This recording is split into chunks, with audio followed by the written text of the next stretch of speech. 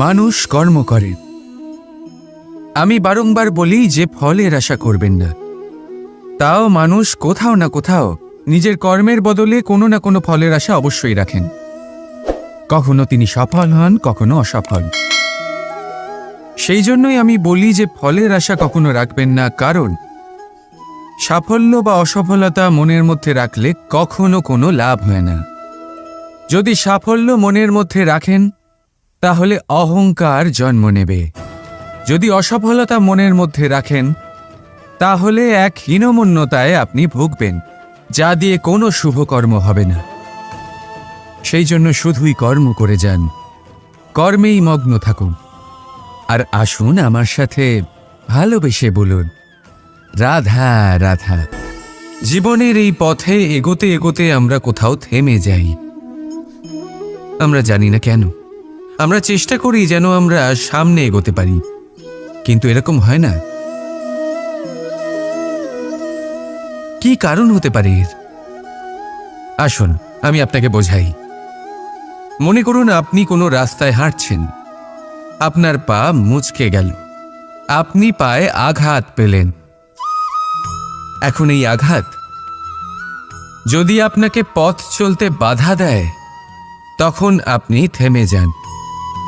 যদি আপনার ভাবনা চিন্তা ক্ষুদ্র হয় তাহলে আপনি জীবনে কখনোই এগোতে পারবেন না।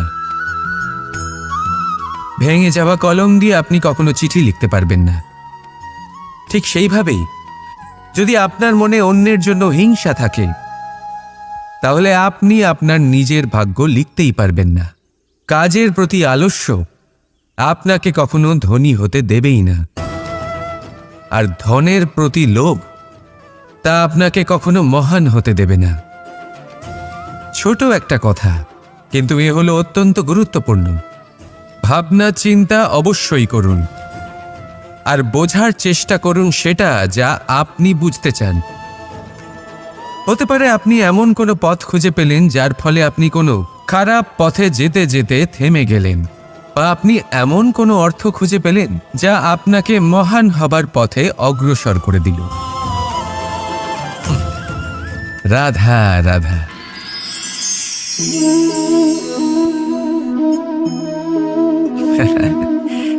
আপনি হয়তো ভাবছেন আমি কি করছিটা কি। আজ আমি ভাবলাম যে রান্না করতে একটু সাহায্যই করে দিই, তাই চাল বেছে দিচ্ছিলাম। ভেবেছিলাম এই কাজটা অত্যন্ত কঠিন হবে। না, সহস্র ভালো চালের মধ্যে থেকে দুটো কাকুর বাছা শুধুমাত্র অভ্যেসের ব্যাপার। বাস্তবে কঠিন কাজ আর শিল্পকলা সেটাই যেখানে কয়েক হাজার কাকরের মধ্যে থেকে একটা রত্ন বের করতে হয়। এবারের সারমর্ম কি হতে পারে? সারমর্ম হলো এটাই, বড় তিনি হন না যিনি মানুষের মধ্যে খামতি বের করেন। মাহাত্ম্য তাতেই, শ্রেষ্ঠত্ব তাতেই যা অন্যের ভেতরে থাকা ভালো গুণগুলি বের করে তার সম্মুখে, এই সংসারের সম্মুখে প্রস্তুত করতে পারেন। আসুন আমার সাথে ভালোবেসে বলুন, রাধা রাধা। কোনো ব্যক্তির নির্মাণ হয় কিভাবে? কেউ বলবেন পঞ্চতত্ত্বের দ্বারা, কেউ বলবেন আত্মা, দেহ ও চেতনার দ্বারা, কেউ বলবেন ঈশ্বরের কৃপার দ্বারা, তো কেউ বলবেন এই প্রকৃতির পরীক্ষার দ্বারা।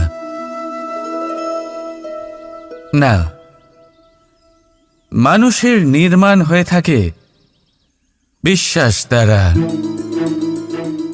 ব্যক্তি তখনই গড়ে ওঠেন যখন ব্যক্তিত্ব থাকে, ঠিক কিনা? আর ব্যক্তিত্ব তখনই হবে আর সেরকমই হবে যেরকম বিশ্বাস আপনি নিজের উপরে রাখবেন। যদি আপনি মনে করেন আপনি বিষের ন্যায় হবেন তাহলে আপনি বিষাক্তই হবেন। যদি আপনি এটা মনে করেন যে আপনি অমৃতের ন্যায় হবেন তাহলে আপনি অমরই হয়ে যাবেন। যদি আপনি নিজের উপরে বিশ্বাস রাখেন যে আপনি সংসারের সব থেকে উঁচু পর্বতের শিখরে পৌঁছতে পারবেন তাহলে আপনি অবশ্যই পৌঁছবেন। যদি আপনার এরকম মনে হয় যে আপনি এরকম কখনো করতে পারবেন না, তাহলে এরকম কখনোই হবে না। ভেবে দেখবেন, বিশ্বাসের মধ্যেই বিশ্ব বাস করে থাকে। তো আপনার অস্তিত্ব কেন করবে না? যেমন বিশ্বাস আপনি নিজের উপরে রাখবেন, তেমনই আপনি হয়ে উঠবেন। সেই জন্য নিজের উপরে বিশ্বাস রাখুন। আর হ্যাঁ, ভালোবেসে বলুন, রাধা রাধা। এই সম্পর্ক হল গুরু এবং শিষ্যের।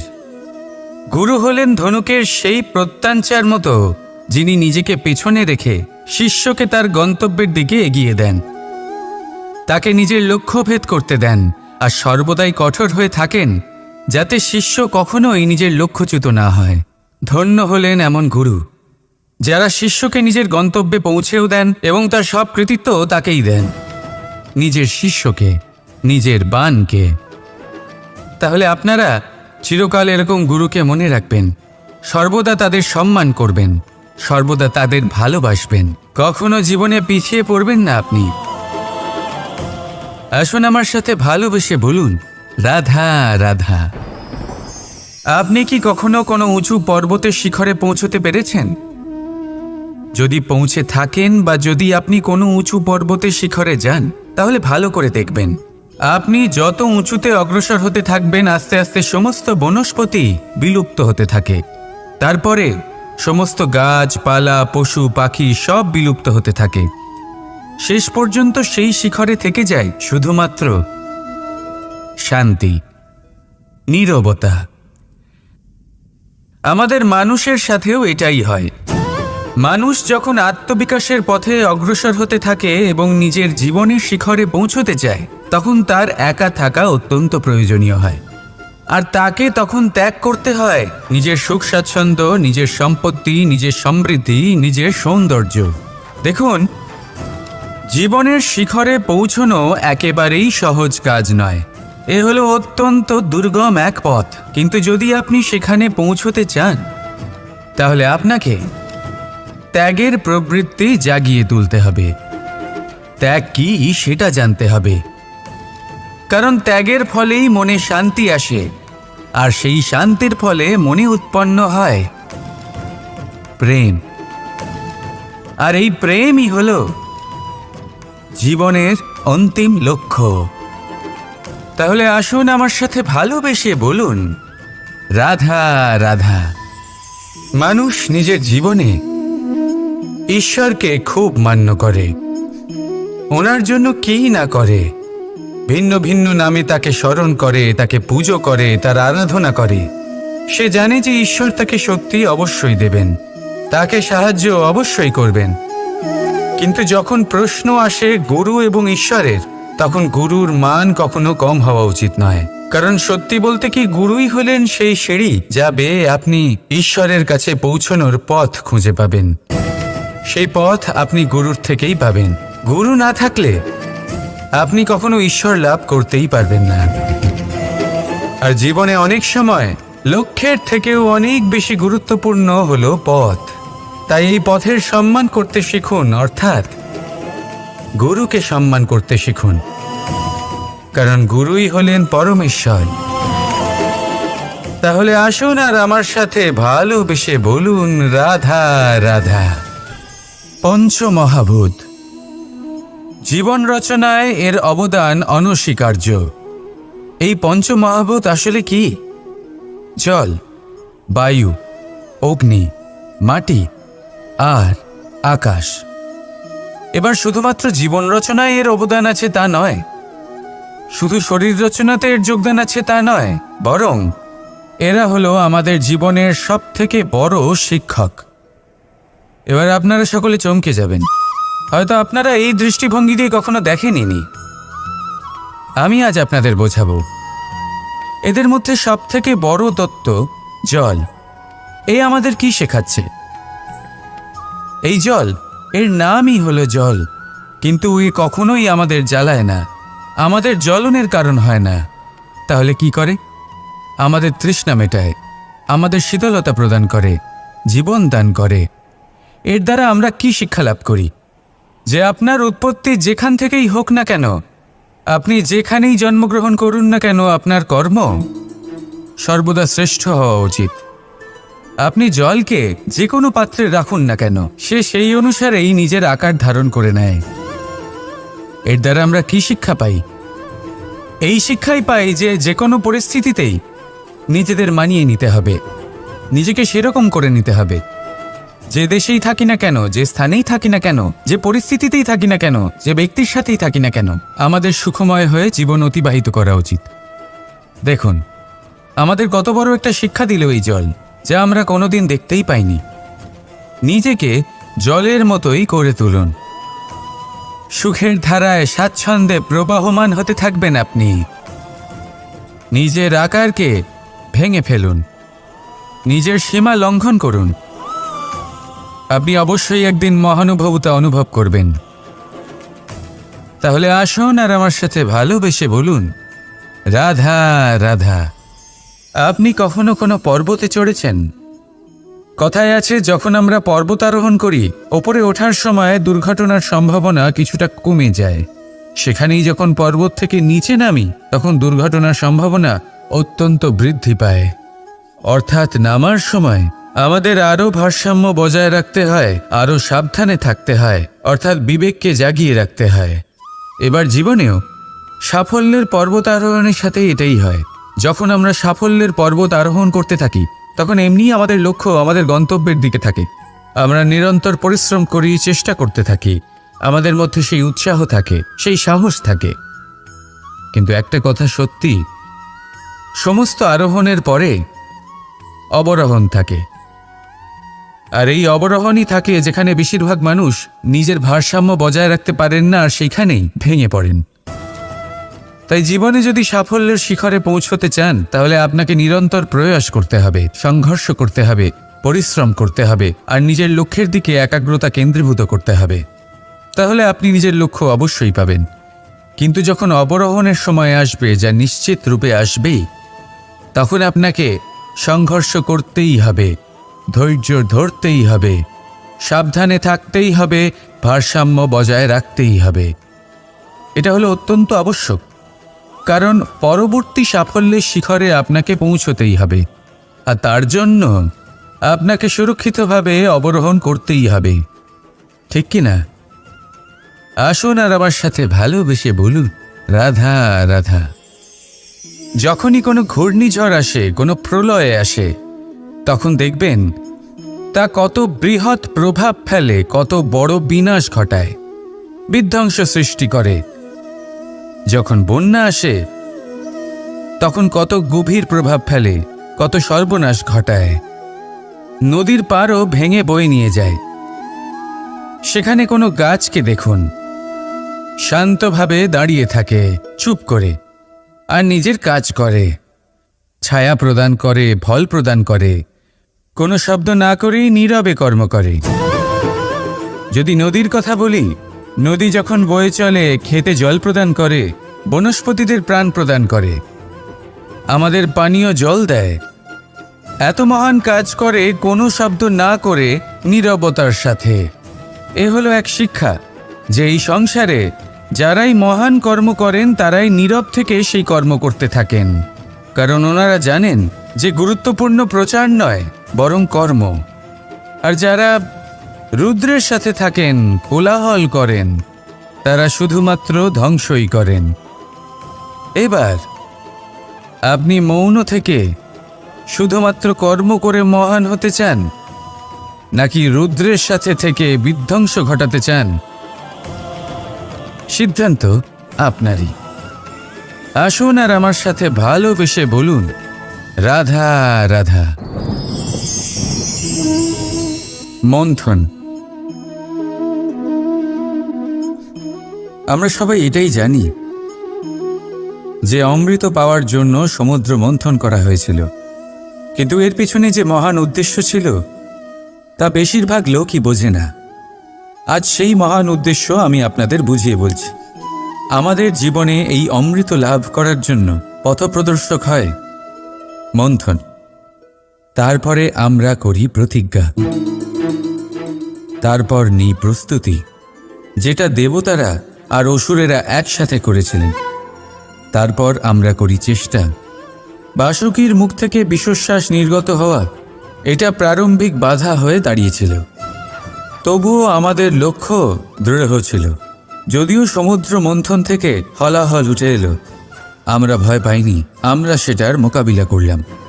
ঠিক সেই পথেই যখন আমরা অনেক অমূল্য রত্ন পেলাম, নক্ষত্র পেলাম, সেটার প্রতি আকর্ষিত না হয়ে অমৃত লাভ করার পরেই আমরা শান্ত হলাম। এইভাবে যদি আপনি নিজের জীবনে প্রতিজ্ঞা, প্রস্তুতি, চেষ্টা, দৃঢ় নিশ্চয়, অটল থাকা আর আকর্ষণ থেকে বিরত থাকেন, যদি এইসব গুণ আপনার ভেতরে একত্রিত করে নেন, তাহলে আপনিও আপনার জীবনের অমৃত অবশ্যই লাভ করবেন। রাধা রাধা। চিন্তা। সবাই বলে চিন্তা করা উচিত নয়, কিন্তু চিন্তা সবাই করে। যিনি বৃদ্ধ ব্যক্তি হন, তিনি নিজের অতীতের সাথে বর্তমানের তুলনা করে চিন্তিত থাকেন। একজন যুবক ব্যক্তি ভবিষ্যতের বিষয় চিন্তা করে, নিজের লক্ষ্য কিভাবে পূরণ করা যায় সেই চিন্তায় মগ্ন থাকে। শুধু একজন বালকের না তো তার ভবিষ্যতের চিন্তা থাকে আর না অতীতের দুঃখ থাকে। আর এরকম কেন? কারণ সে শুধুমাত্র বর্তমান নিয়ে ভাবে, আর তাই সে সব থেকে বেশি সুখী। তাই মনে রাখবেন, যদি আপনি আপনার বর্তমানের বিষয়ে ভাবেন, তাতে বাঁচেন, সেটাকে ঠিক রাখেন এবং সেটাকে আরো ভালো করে তোলেন, তাহলে আপনার অতীত আর আপনার ভবিষ্যৎ আপনা থেকেই ঠিক হয়ে যাবে।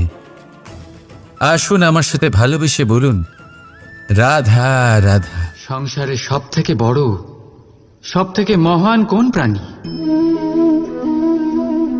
এবার আপনাদের মধ্যে কেউ বলবে মানুষ, কেউ বলবে সিংহ, আর কেউ বলবে হস্তি। কিন্তু না, সংসারে সবচেয়ে মহান প্রাণী হলো বৃক্ষ। সেই বৃক্ষ যা আমাদের আহার করতে ফল দেয়, বাঁচার জন্য প্রাণ বায়ু দেয়, গরমে শীতল ছায়া দেয়, আর শুকিয়ে যাওয়ার পরও আমাদের জ্বালানোর জন্য কাঠ দিয়ে যায়। এবার আপনারা হয়তো ভাবছেন, আমি হঠাৎ বৃক্ষের গুণগান কেন গেয়ে চলেছি? আমার বলার উদ্দেশ্য ওই বৃক্ষের অনেক গভীরে, সেই বীজকে নিয়ে, যা আপনাকে না ফল দেয়, না ছায়া, আর না কাঠ।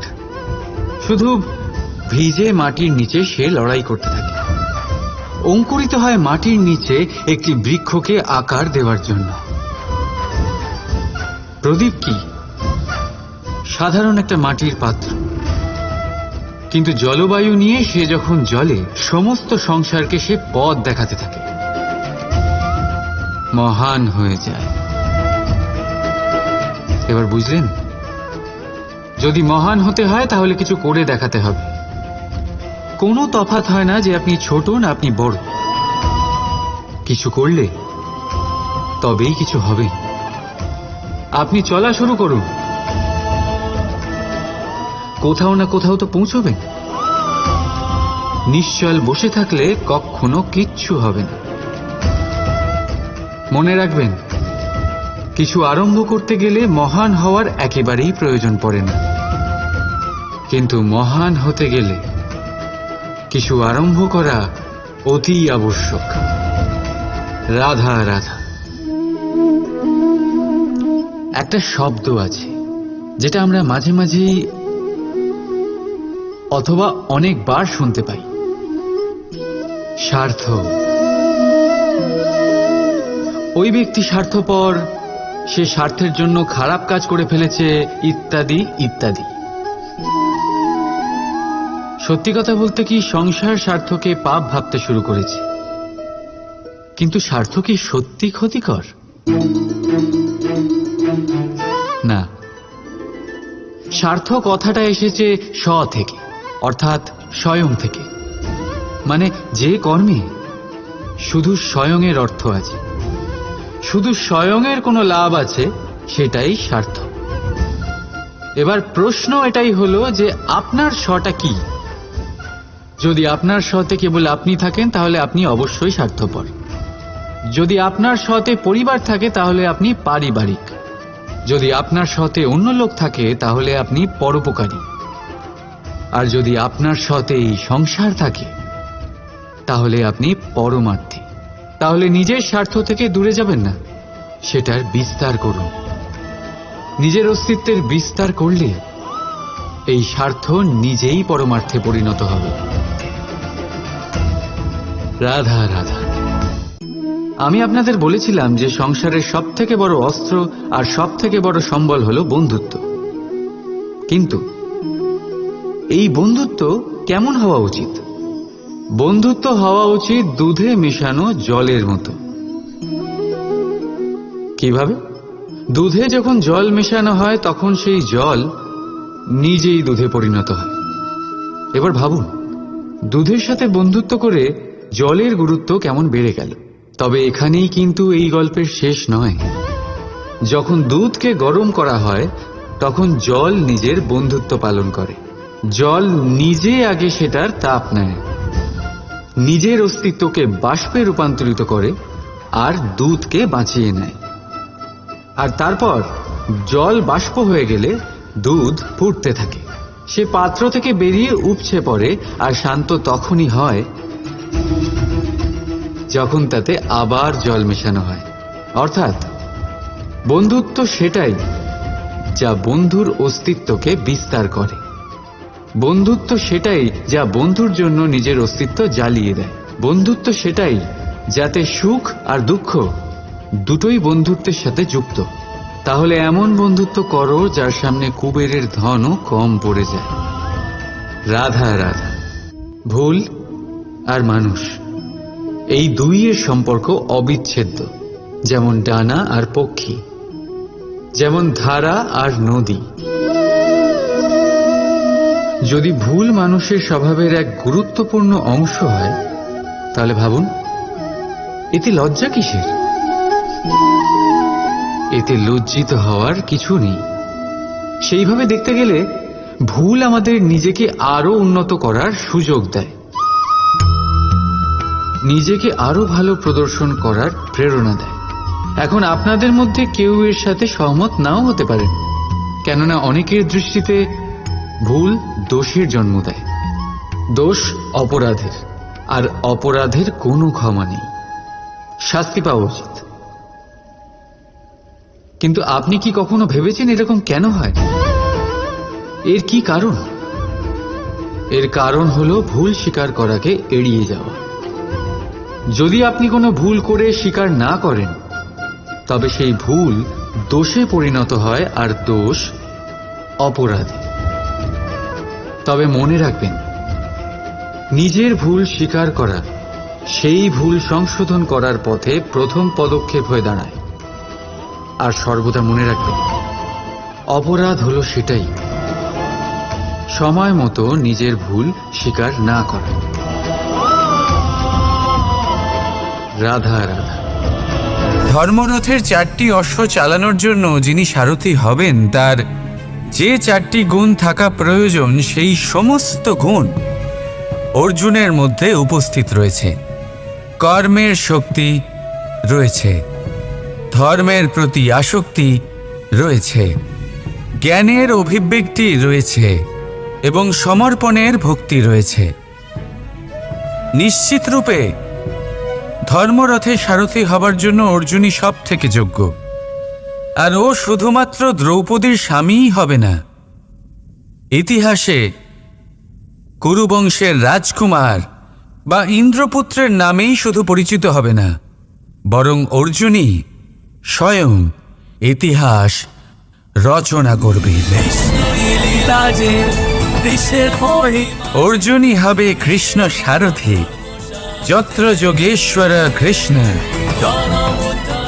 তত্র পার্থ ধনুর্ধর। তাহলে আসুন আর আমার সাথে ভালোবেসে বলুন, রাধা রাধা।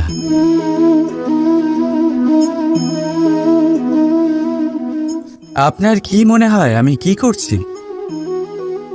আপনি বলবেন আমি প্রদীপ জ্বালাচ্ছি, সঠিক। কিন্তু প্রশ্ন হচ্ছে যে আমি কি আপনাকে বলেছি যে একে প্রদীপ বলা হয়? না।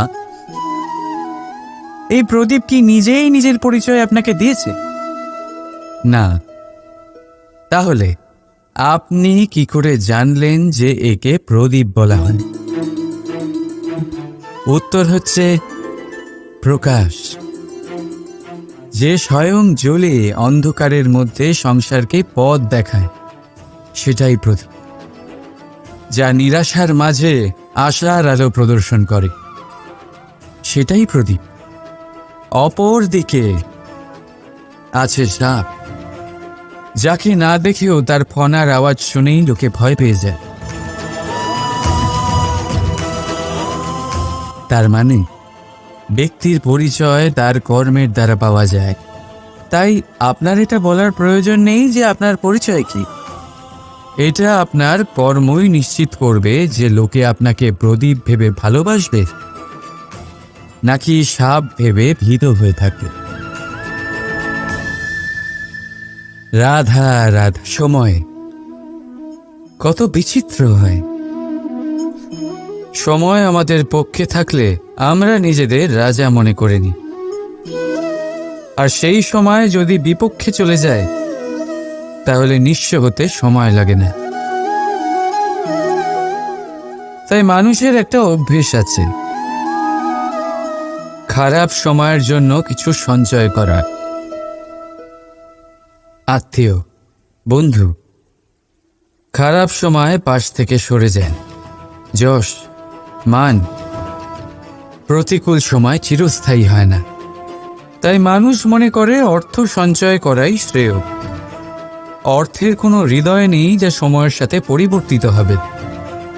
সংসার বলে সর্বদা অর্থ সঞ্চয় করতে থাকুন। খারাপ সময় অবশ্যই কাজে লাগবে, কিন্তু আমি বলবো শুভ কর্ম করতে থাকুন, আনন্দে থাকুন, নিজের ওপর আর ঈশ্বরের ওপরে বিশ্বাস রাখুন। খারাপ সময় কখনো আসবেই না। রাধা রাধা। প্রকৃতি মানুষকে এক বিশেষ শক্তি দিয়েছে, অন্য জীবের থেকে বেশি শক্তি দিয়েছে। স্মরণ শক্তি। এই শক্তি মানুষকে অন্য জীবের থেকে ভিন্ন করে, ইতিহাস রচনা করার প্রেরণা দেয়, জ্ঞানকে বংশানুক্রমে এগিয়েও নিয়ে যায়। আর যারা ভুলে যান, অধিকাংশ সময় তারা উপহাস আর দয়ার পাত্র হয়ে যান। কিন্তু এটাই কি প্রকৃত রূপে সত্য? না। এই স্মরণ শক্তি মানুষের বিকাশের সব থেকে বড় বাধা হয়ে দাঁড়ায়। তার মনকে দূষিত করে দেয়। খারাপ অভিজ্ঞতা, কারোর করা বিশ্বাসঘাতকতা, কারোর কটাক্ষ বেশিরভাগ মানুষই ভুলতে পারেন না। আর তারপর প্রতিশোধ নিতে উদ্যত হন। প্রথমে সময় নষ্ট করেন প্রতিশোধের প্রস্তুতিতে, আর তারপর সময় নষ্ট করেন প্রতিশোধ নেওয়ার সুযোগ খুঁজতে। যদি সন্তুষ্টি পেতে চান, যদি জীবনে আনন্দ পেতে চান, তাহলে স্মরণ শক্তির সদ্ব্যবহার করুন। নিজের স্মরণ শক্তিকে চালনা করুন শুধুমাত্র ভালো কথা আর ভালো স্মৃতির দিকে। জীবনে আনন্দ পাবে। রাধা রাধা। মানুষ নিজের পরিবারের জন্য কত কিছুই না করে, দিন রাত পরিশ্রম করতে থাকে যাতে তার পরিবারের প্রয়োজন পূরণের জন্য অর্থ রোজগার করতে পারে। কিন্তু শুধু অর্থ রোজগার করাটাই কি যথেষ্ট? আপনি বলবেন হ্যাঁ, নিশ্চয়ই। অর্থ দিয়ে সব কিছু পাওয়া যায়, বিদ্যা পাওয়া যায়, বাড়ি পাওয়া যায়, ওষুধ পাওয়া যায়, আর কত কিছুই না পাওয়া যায়। এই সব একটা পর্যায় পর্যন্ত সঠিক, কিন্তু একটু মন দিয়ে ভেবে দেখুন, যখন কোনো শিশু অসুস্থ হয়ে পড়ে তখন সে ওই তিক্ত ওষুধ কেন খেয়ে নেয়? এই জন্য কারণ ওর পিতা সেই ওষুধ অর্থ দিয়ে কিনেছে? না, বরং এই জন্য কারণ তার পিতা যে তার সামনে দাঁড়িয়ে তার ওপরে তার বিশ্বাস আছে। বিশ্বাস আছে যে উনি তার কিচ্ছু হতে দেবেন না। এই বিশ্বাস, এই সংস্কার, এই শিক্ষা কখনো অর্থ দিয়ে পাওয়া যায় না। এইটা পাওয়া যায় সেই সময় থেকে যা মাতা পিতা তাদের সন্তানের সাথে কাটিয়েছেন। তাই জীবনে অর্থ অবশ্যই উপার্জন করুন, কিন্তু নিজের পরিবারকেও সময় দিন, আনন্দ পাবে। রাধা রাধা। কখনো কোনো পাখিকে দেখেছেন? যখন তারা ডিম পাড়তে প্রস্তুত হয় তখন তারা সবচেয়ে আগে একটা স্থান খোঁজে, একটা স্থান যা বর্ষা, রৌদ্র আর শত্রুর থেকে সুরক্ষিত হয়। তারপর তারা বাসা তৈরি করে, তারপরেই ডিম পাড়ে। আর তারপর যখন সেই ডিম ফুটে তার সন্তানদের জন্ম হয়, সে তাদের খাবার খাওয়ায়, তাদের রক্ষণাবেক্ষণ করে। কিন্তু যখন তাদের ডানা গজায়, তখন না সে তাদের খাবার দেয় আর না তাদের বাসা বানাতে শেখায়। শুধুমাত্র তাদের উড়তে শেখায় সে। তারপর সেই বাচ্চারা আকাশে উড়তে শিখে নিজেরাই নিজেদের খাবার জোগাড় করতে শিখে যায়, নিজেরাই নিজেদের বাসা বানাতে শিখে যায়। আর আমরা মানুষেরা কি করি? আমাদের সন্তান বড় হয়ে যাওয়া সত্ত্বেও তাদের নিয়ে সর্বদা দুশ্চিন্তা করি। তার জন্য আমরা গৃহ নির্মাণের চেষ্টা করি। নিজের সন্তানকে আরও শক্তিশালী করে গড়ে তোলার বদলে তাকে আমরা দুর্বল করে দিই। জীবনে সেটাই করুন যা একটা পাখি করে। নিজের সন্তানকে আকাশে ওড়ার শিক্ষা দিন, সংস্কার দিন, আর একটা নির্দিষ্ট সময়ের পরে তাকে নিজের আকাশ নির্ধারণ করতে মুক্ত করে দিন। রাধা রাধা। সাগরে সেতু বাঁধার গল্প তো আপনারা নিশ্চয়ই শুনে থাকবেন। রামচন্দ্রের সেনাকে 100 যোজন সমুদ্র অতিক্রম করে লঙ্কায় আক্রমণ করতে হতো। সেতুকার নল আর নীল সেতু বাঁধার উপায় বের করল, কিন্তু প্রশ্ন ছিল সেতু বাঁধা কি করে হবে? সমুদ্র অত্যন্ত গভীর। কত পাথর দেওয়া হলে এই বিশাল সমুদ্র অতিক্রম করা সম্ভব হবে? তখন এক উপায় নির্ধারিত হলো। পাথরের ওপর লেখা হলো রামের নাম। আর যখন সেই পাথরগুলোকে সাগরে ফেলা হলো, সেগুলো ভাসতে লাগলো। এবারে কেউ বলবেন এটা রামচন্দ্রের নামের মহিমা, কেউ বলবেন এটা নারায়ণের কোনো জাদু। কিন্তু না, এটা রামচন্দ্রের সেই গুণ, ওনার ব্যক্তিত্বের সেই মহান দিক যা ওনার প্রতিনিধিত্ব করেছে। তাই সেই পাথরও সাগরে ভেসে ওঠে।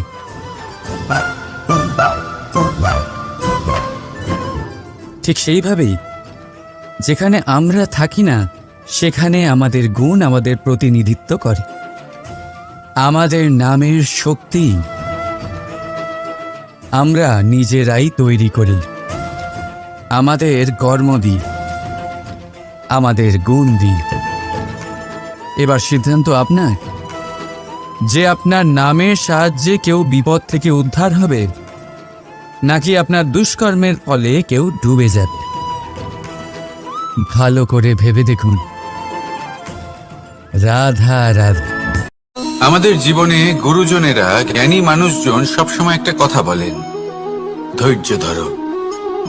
শুধুমাত্র দুটো শব্দ, কিন্তু কতটা বিশাল সেটা বোঝার চেষ্টা করুন। ছোট একটা অস্ত্র হাতে নিন এবং একটা বিশাল পর্বতে নিরন্তর প্রহার করতে থাকুন। ধৈর্য ধরে সেই কাজ করতে থাকুন। এমন একদিন আসবে, এই বিশাল পর্বতে আপনি একটা পথ তৈরি করবেন। কোনো ধনুর্ধর যখন নিজের বিদ্যা অর্জন করেন, তখন তাকেও ধৈর্য ধরতে হয়, তার নিজেকে সময় দিতে হয়, তবেই সে ধনুর্বিদ্যা শিখতে পারে। সেইভাবে আমাদের জীবনেও ধৈর্য ধরার খুব প্রয়োজন। পরিবারে ধৈর্য রাখতে পারলে তাহলে আস্তে আস্তে দেখবেন প্রেম বৃদ্ধি পাচ্ছে। সমাজে যদি ধৈর্য রাখতে পারেন, তাহলে আস্তে আস্তে এই সমাজ আপনাকে সম্মান করবে। যদি নিজের জীবনে ধৈর্য রাখতে পারেন তাহলে নিজে থেকেই আত্মবিশ্বাস বাড়বে, নিজের বিকাশ হবে। জীবনে সবই সম্ভব যদি ধৈর্য রাখতে পারেন। হয়তো আস্তে আস্তে হবে, কিন্তু হবে অবশ্যই। শুধু ধৈর্য রাখুন, কারণ ধৈর্যই সব থেকে বড় পুঁজি। আসুন আর আমার সাথে ভালোবেসে বলুন, রাধা রাধা। আমাদের জীবনে যখনই আমরা কোনো বড় দায়িত্বের সম্মুখীন হই, তখন আমরা তার থেকে দূরে পালাই, আর এই অজুহাত দিই যে না না, এত বেশি ভার বহন করার যোগ্যতা আমার নেই, আমি করতেই পারবো না। দেখুন, এই সংসারে ভিন্ন ভিন্ন ধরনের গাছ আছে, ছোট গাছ, বড় গাছ, কিন্তু বটগাছের মতো বড় এবং নিবিড় গাছ আর একটাও নেই। সে নিঃস্বার্থভাবে এই সংসারকে সেবা করে যায়, ছায়া প্রদান করে, শীতলতা প্রদান করে। আর যখন এমন সময় আসে যখন তার ওপর বোঝা অত্যন্ত বেড়ে যায়, সে কিন্তু কোনোভাবেই ভেঙে পড়ে না। তখন সে নিজের নিঃস্বার্থ কর্মের ফল লাভ করে, সেই নিঃস্বার্থ কর্ম যা সে করেছে। তার দেহ থেকে ছোট ছোট ঝুড়ি বার হয় এবং তা কাণ্ডের আকার ধারণ করে। সেই কাণ্ড মাটির কাছে পৌঁছয় এবং তারপর তা বটগাছের সহায়ক হয়ে ওঠে। সে ভেঙে পড়ে যায় না। এইভাবে আপনিও জীবনে নিঃস্বার্থভাবে সবার সেবা করুন, ভালোবাসুন, সবাইকে সাহায্য করুন। যেদিন আপনার ওপর বোঝা অত্যন্ত বেড়ে যাবে, সেদিন এই সব মানুষ আপনাকে সাহায্য করার জন্য আসবেন, আপনার শক্তি হয়ে উঠবেন, আর আপনি বটগাছের মতোই মহান এবং বিশাল হয়ে উঠবেন। আসুন আর আমার সাথে ভালোবেসে বলুন, রাধা রাধা। একটা শব্দ আছে, পরিস্থিতি। অনেক মানুষের মুখে আমরা এই শব্দ শুনি। জীবনে যখন অসফল হয়ে দুঃখ আসে, সংকট আসে, কোনো বিপদ ঘনিয়ে আসে, তখন সমস্ত দোষ আমরা পরিস্থিতির ওপর চাপিয়ে দিই, আর দেখতে গেলে কোথাও না কোথাও ঠিকই করি। এই পরিস্থিতি প্রত্যেক দিনের মতো পাল্টাতে থাকে, কিন্তু এই দিন, এই রাত, এমন কেউ আছেন যিনি এর ওপরেও নিয়ন্ত্রণ সাধন করেন, আর তিনি হলেন সূর্য। ঠিক সেই রকমই আমাদের জীবনেও সূর্য হলো এই মন। যদি এই মনের উপর আমরা নিয়ন্ত্রণ করতে পারি, তাহলে আমরা জীবনকেও নিয়ন্ত্রণ করতে পারবো। প্রথমে এই মনের রাজা হয়ে উঠতে হবে। তাই মনে রাখবেন, যদি মন দুর্বল হয়, তাহলে পরিস্থিতি আমাদের সমস্যা বলে মনে হবে। এই মন যদি স্থির হয়, পরিস্থিতি প্রতিস্পর্ধা বলে মনে হবে। আর এই মন যদি শক্তিশালী হয়ে ওঠে, তাহলে যে কোনো পরিস্থিতি আপনার কাছে একটা সুযোগ মাত্র, এমন এক সুযোগ যাতে অগ্রসর হয়ে আপনি মহান হয়ে উঠতে পারেন। এই মনের শক্তির বৃদ্ধি ঘটান, মহান হয়ে উঠুন, আর আমার সাথে ভালোবেসে বলুন, রাধা রাধা। খুব সুন্দর একটা কাহিনী আছে। একবার এক ব্যক্তি নিজের অসফলতার জন্য ত্রস্ত হয়ে সময় দেবতার তপস্যা করতে বসলেন। উনি তপস্যা করলেন এবং সময় দেবতা প্রসন্ন হলেন, মানুষের রূপ ধারণ করে ওনার সামনে প্রকট হলেন। এবার সেই ব্যক্তি ওনাকে জিজ্ঞেস করলেন যে কি এমন আছে যার জন্য আপনি বারবার জয়ী হন আর আমি চিরকাল পরাজিত হয়ে থাকি? কেন এত পরিশ্রম করা সত্ত্বেও আমি সাফল্য লাভ করতে পারি না? তখন সময় দেবতা উত্তর দিলেন যে দিন হোক বা রাত, ঝড় হোক বা ভূমিকম্প, রোদ হোক বা বৃষ্টি হোক, সময়ের সূত্রপাত হোক বা প্রলয়, আমি থামি না, আমি চলতেই থাকি। আর সেই জন্য যিনি থেমে যান তিনি পরাজিত হন আর আমি জয়ী হই। এটাই আমাদের শিখতে হবে। জীবনে সবসময় চলতে থাকুন, কখনো থামবেন না। হ্যাঁ, কিছুক্ষণের জন্য বিরতি নিতে পারেন, বিশ্রাম করার জন্য, নিজেকে আরো সশক্ত করে তোলার জন্য, কিন্তু থেমে যাবেন না। নিরন্তর কর্ম করতে থাকুন, পরিশ্রম করতে থাকুন, তবেই এই সংসার আপনাকে মনে রাখবে। আসুন আমার সাথে ভালোবেসে বলুন, রাধা রাধা।